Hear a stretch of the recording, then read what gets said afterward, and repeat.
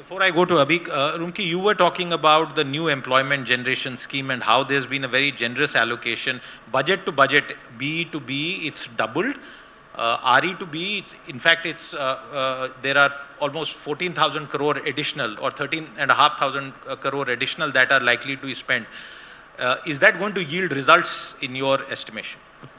Yes, in fact, the government, when they announced this in the last budget, in July budget, they said the employment link incentives, which is the component which is actually tripling, that is the component where they're kind of incentivizing the private sector to create employment. Because at the end of the day, government is a very small segment of the entire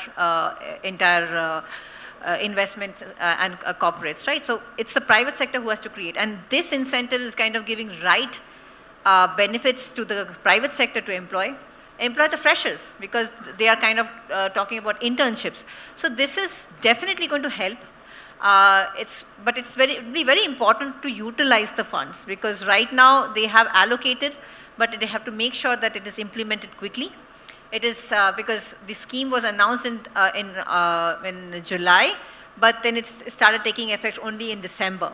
So they have to implement it quickly and make sure that the private sector does take that advantage of it. And I think what the corporates are also doing it, and especially in my organization, I see they are investing in our workforce, in the skilling, the kind of AI technologies that we are getting skilled for. So the motivation is there, the incentives are there. It's just that now it has to be implemented and followed upon.